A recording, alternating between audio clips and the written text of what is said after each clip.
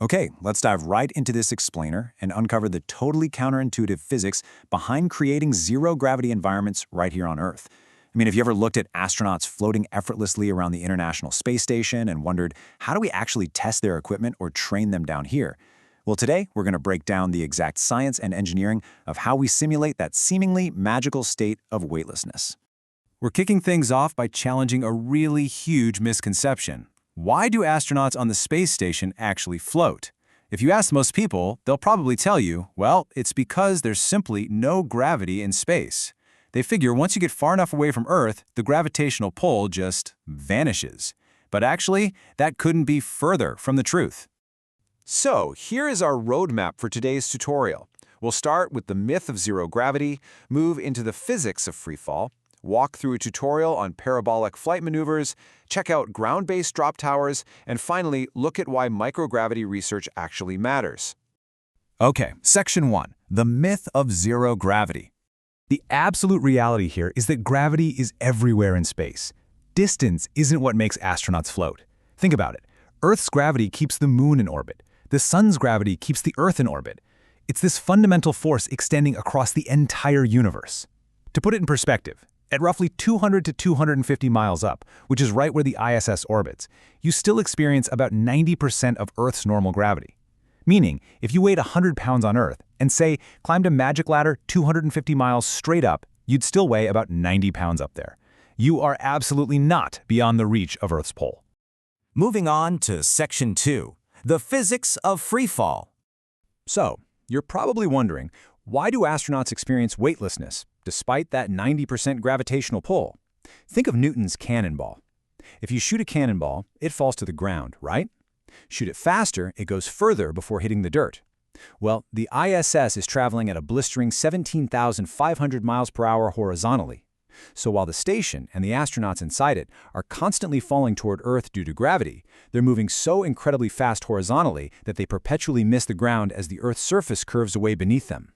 Floating in orbit is literally just falling continuously without ever hitting the bottom. And this brings us to a really fascinating, kind of mind-bending concept, Einstein's equivalence principle. Basically, being in freefall without air resistance is physically identical, like completely indistinguishable from floating peacefully in deep space. If you were inside a closed box accelerating downward at 9.8 meters per second squared, there's no experiment you could possibly do inside that box to prove whether you're falling toward a planet or just drifting endlessly in the void of interstellar space. Crazy, right? All right, Section 3, a quick tutorial on parabolic flight maneuvers. So if freefall equals weightlessness, how do we recreate that for scientific research without, strapping people to a rocket? To synthesize this exact sensation, a plane like the Airbus A310-0G executes a highly controlled roller coaster-like maneuver. Let's walk through this. First, the plane pulls up steeply at 810 kilometers per hour, reaching a 50-degree angle. During this phase, everyone inside feels massively squished at about 1.8 Gs. That's nearly twice your normal weight. Then, the pilots reduce engine speed and push the nose over, injecting the plane into a perfect ballistic freefall for 22 seconds. Finally, to catch the fall, they pull out at a 42-degree downward angle, hitting 1.8 Gs again before leveling off. And let me tell you, it's an incredibly intense experience. Civilian participants describe this wild physical transition from feeling practically glued to the floor at nearly 2 Gs to this sudden, disorienting weightlessness. As one person put it, the entire room changes perspective all the time. When you let go of the floor immediately feels like the ceiling. You are just entirely surrendering to the physics of freefall. Talk about a stomach-churning ride.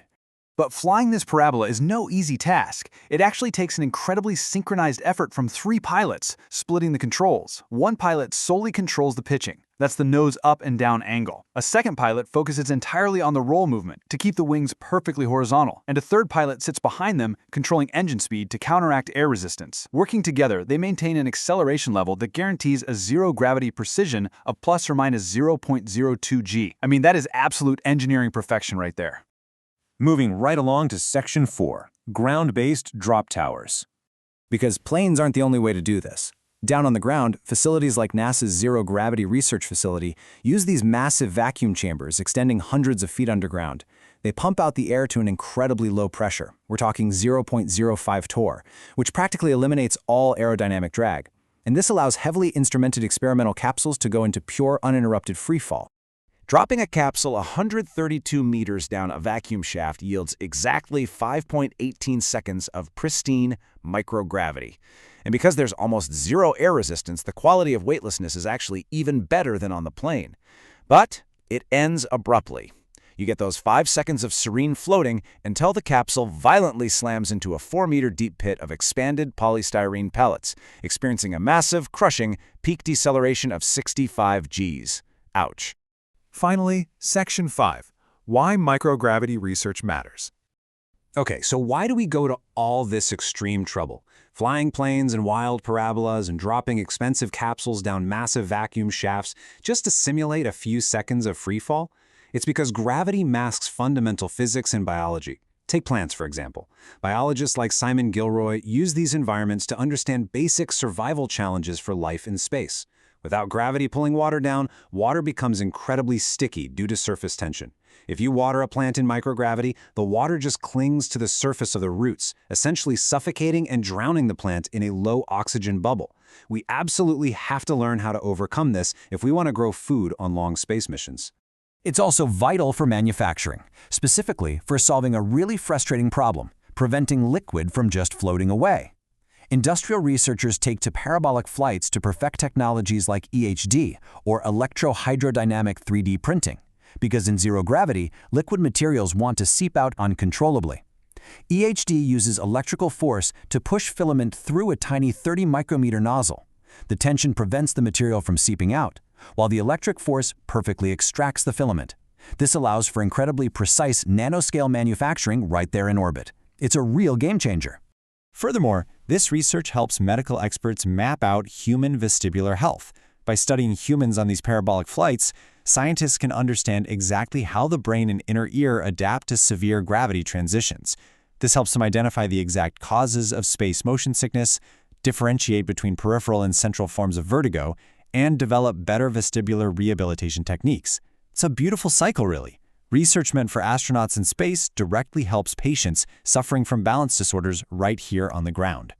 So, I want to leave you with this thought to consider. Hundreds of years ago, understanding a falling apple unlocked the cosmos. Today, we are actively engineering that very same freefall to peer deeper into biology, manufacturing, and human health. As we continue to perfect these artificial environments, how will untethering ourselves from Earth's constant pull redefine the entire future of human engineering and medicine? Thanks for joining me on this explainer, and keep questioning the forces around you.